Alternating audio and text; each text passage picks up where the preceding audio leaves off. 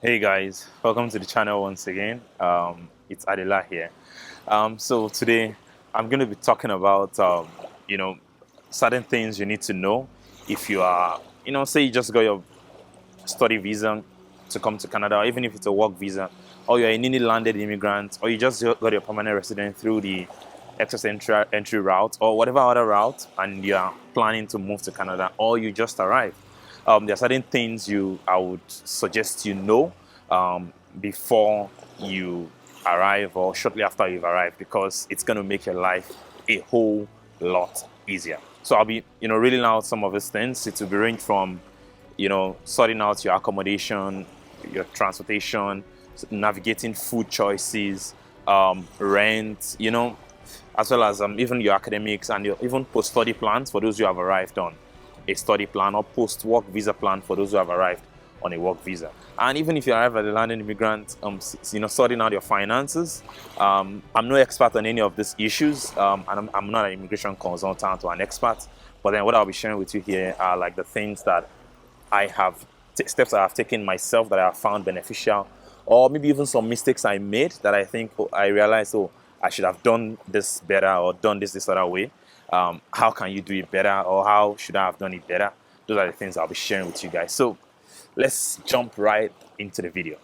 So I'm going to start with accommodation. I know for many, the worry is, how am I going to rent a place? Usually landlords will require that you have like somebody who's standing as a guarantor for you. Um, but then you're new to the country, you sometimes don't even know anyone. How are you going to navigate that chapter? Um, should you rent on campus or not? I would say always compare prices.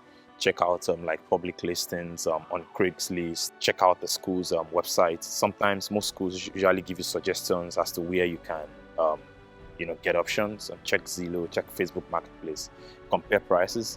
If you're coming to a very expensive city like Vancouver, you might want to consider cost as being a huge factor. Do you want to live close to school, or are you willing to make commuting long distances? Also, you have to be very careful, because there are lots of scammers out there right now. In fact, there is a new one in town whereby you would even get someone to go look at the apartment, but behold, it's an Airbnb. So maybe even doing more than one apartment check. Doing one apartment check is not enough. Doing multiple apartment checks is a new thing. But then how do you get someone to help you do that if you do not know anybody here before now? My advice is rent an Airbnb for a couple of days. If you have been talking to landlords previously, so plan your trip in such a way that you are arriving, you'll be staying in the Airbnb for a short while you're going to be reaching out to the landlord to see them and discuss with them in person. Before you make any payments, make sure you get the apartment viewed. If you have someone who can help you check it, ask them to help you check the apartment multiple times. That's my tip on accommodation. The next big thing will be transportation. How do you commute around? If you're renting a place that is a bit far from school, and because you're trying to minimize cost, it might be difficult to transport yourself from home to school. The good thing is, for most big cities that I've been to in Canada, you will get a bus usually, every 10-15 minutes. Depending on how big the city is, it might go as much as 30 minutes. But I think most times, especially if you're living in a very, very rural part of Manitoba or Winnipeg or something, you always get a place that is, whereby you can always get a bus within 30 minutes max. So bus system is pretty good, pretty efficient. But then if you're living very far off from school, you might want to consider getting a car. If you're going to get a car, my tip always is don't go ahead and break the bank and buy a new car or something. Go on Facebook Marketplace, go on Craigslist, find something cheap to buy. And whether you can drive or not, as a foreigner, if you're coming in as a student, you can drive for a year, that I know, while you're still on the student visa. I think even for the entirety of your student visa, for some provinces like BC, you can keep on driving. But then if you're coming as a landed immigrant, you have 3 months to use your foreign license, except you're coming from a country that has some sort of partnership agreement with Canada. So you want to check for these details to see if your country has such agreements. For a Nigerian, for instance, let me help you. Nigeria has such agreements in place, so you only have to use your license for 3 months. If you get a I would advise that you get a driving abstract before coming to Canada. That would help you to be able to switch your license from your foreign license to a Canadian one. You can also get what we call an international driver's permit. It allows you to drive for a year in Canada as well. That's another tip I'm going to give as far as transition is concerned. Of course, the third one, that will be finance, banking. Should you get credit cards? How do you set up a bank? I advise you meant to get into Canada once you get your SIN number sorted out, because you would need that to be able to set up a banking account. Once you get that and you set that up and you get that going, the idea is walk into the bank, tell them you want to set up a banking account. When you do set up one, you can also ask for a credit card. I know if you're coming from a system like Nigeria, like ours, where we do not have much of a credit system, where people do not borrow money and use credit cards, it might be a little bit difficult. For me, when I just came, I didn't get a credit card right away because I was like, I didn't want to have some sort of debt hanging on my neck. But let me tell you, if you plan to remain here for the long haul, you need to get a credit card as soon as possible. A caveat though is, don't think that money on the credit card is yours. Always have it at the back of your mind that if you do not have that money to spend, there is no point spending it on your credit card and accumulating debt. And once you get a credit card, when you use it, pay them off promptly. I'm going to be doing a proper video, like a complete video on credit cards in and of itself. But just that's the idea. Try and get a credit card as early as possible, but don't go spending lavishly because you have some big money on your credit card. Then I should also add, as far as setting up banking is concerned, is look for promotions. Some banks give promotions to like newcomers to Canada or to students who are just coming in. Look for those promotions and try to tie in into this. It will help you a lot. That $100, that $250, that iPad or AirPod that they are giving you is a tip. So it's free. You might as well go ahead and get that. So the next thing I'll talk about is food. Are you going to be buying or are you going to be cooking?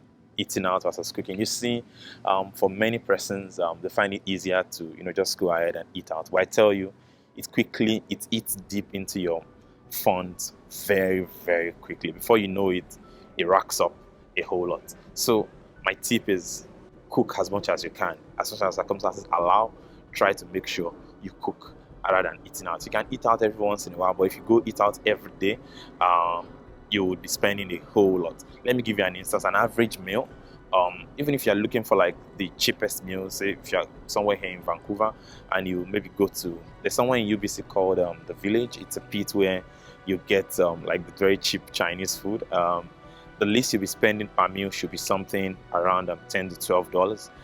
Imagine you do that in the morning, afternoon, and night. That's $30 a day. If you take that $30 within a week, that's $210. If you take that $210 and you go grocery shopping, I tell you, that will be enough food for you to eat for a full month.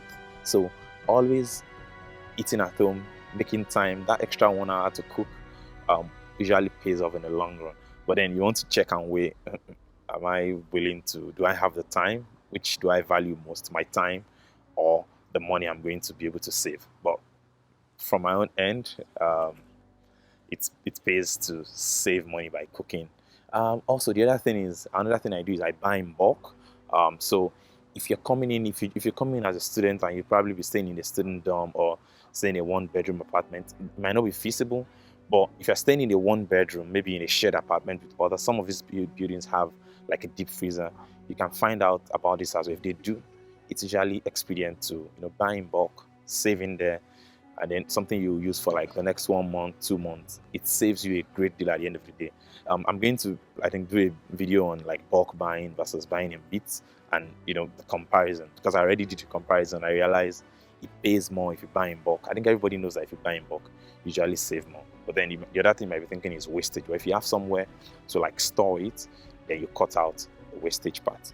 And the most important reason why you are here, if you're coming on a student visa, for instance, to be your academics. When you're just coming in, don't go buying textbooks because they say they've listed textbooks for you. Oftentimes, you will find all these books, most of these books, if not all of them, in the library. And you'd have access to be able to borrow these books from the library, and you can use them for, I think, as long as you want, and then return them. So for my program, I never bought a book. I did not buy any book because all the books I needed, um, I could get access to them in the library. And nowadays, most of them you can even find the soft copy, so which you can always read on your own and use at your own time. So why would you go ahead and buy and spend your money on that? Another thing is making connections is very, very important. Connect to your classmates. Don't be a loner.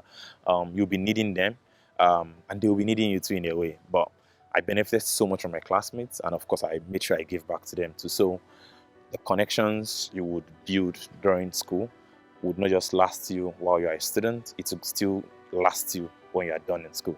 I remember one of my classmates, not even one, like a couple of them would send me job ads. I would also send them job ads. Even though we're all looking for jobs and competing for opportunities, we still share the opportunities with one another. And you never know, somebody might get a job somewhere and then there's an opening. They will be very happy to speak well about you to their boss if you guys have built a relationship or built a rapport over time. The normal thing about your academics also is try to connect with your previous colleagues, those who are currently undertaking the program for the year before you get in, or maybe years before you get in. Find out some tips from them. You might also be able to get information about the job market when you are done, which takes me to the next thing I'll be talking about, which is work. As a student, if you're coming in as a student, for instance, you're allowed to work just 20 hours per week off campus. But if you're on campus, you're allowed to work unlimited hours. So some people see this as a leeway to work and work and work. But let me tell you, why you are here is mostly because of your study. Even if it's a means to an end, if you do not get that degree, then if you not graduate from that program, then there's no point. There's no way you'll be able to continue into the next phase, which is getting a post-graduation work permit and probably a PR down the line. So do the first bit you are required to do, which is the study, and then of course you need to work to support yourself or to make some money to be able to pay your bills. It's necessary, but don't don't go beyond yourself. As far as getting jobs, agencies would help you a lot. Reach out to agencies, or just the Google search job agencies in Vancouver, job agencies in Toronto, job agencies in Winnipeg. Whatever city you are going to, just type job agencies in those cities. They will come up. Go to these agencies. Sometimes what I find that worked for me was walking into their offices. The agency that got me like my very first student job and very first professional job in Canada. I literally walked into their office, and here is my resume, and easy peasy. They were like, okay, this is what you need to do. We got some serving jobs. I remember the first job I did was more like a janitorial job. And then they said, we got some serving jobs where you need to write this and this. So they will put you through as against applying directly to employers. Agencies will guide you and tell you things you need to do and how you can achieve them before you get into the job market proper. And then the final thing I'll be highlighting, the 7th point, will be your post-study plans. It's not too early to start thinking about what's the plan after study. Oftentimes, for most persons, when you work for a period of time, you apply for a permanent residence. For so many persons, there's a general rule of thumb. If your program is less than a year, you will be getting a 1-year post-graduation work permit. If your program is a year and above, you'll be getting a 3 years post-graduation work permit. Here's the caveat though. I've seen people who did a 1-year program and they were able to get 3 years post-graduation work permit. I even know someone who did a program was 11 months plus, not exactly 12 months on the dot, but then she got 3 years post-graduation work permit. So that's something you might want to look into, plan ahead, because so that you don't want to be caught napping between the time you're done studying and when you are working. You know what happens after that, because let me tell you, time runs by so fast. Look at the various pathways. Are you going to be doing the Canadian Experience class, which requires you to have worked in Canada for a year? Are you going to be getting a permanent resident through the provincial nomination? I think all these are things I'll still be breaking down on the channel. So you want to stay tuned. So that's all the tips I'll be sharing if you are, a student who just got admission, who just got your visa, and or a newly landed immigrant, or you just got your PR to Canada approved and through express entry, and you're coming into Canada. These are tips that would help. If you've been here for a long time too, these are things that have helped me. You can also pick up one point or the other. So if you found this tip that I have shared with you beneficial, make sure you hit the like button. Subscribe to the channel as well. Let's grow this channel together. I've spent 4 years in Canada, and these are my lived experience that I plan to share with you guys. So come along, join the ride early, and if you have questions about my experiences, things you wish you would know, things you want to know, just leave them in the comment section. I'll be happy to answer them. Like I said, once again, subscribe to the channel, share it around with others who you know are joining on the same journey, or who you think might benefit from this information I'm sharing out here. Till I see you guys on the next one. Cheers.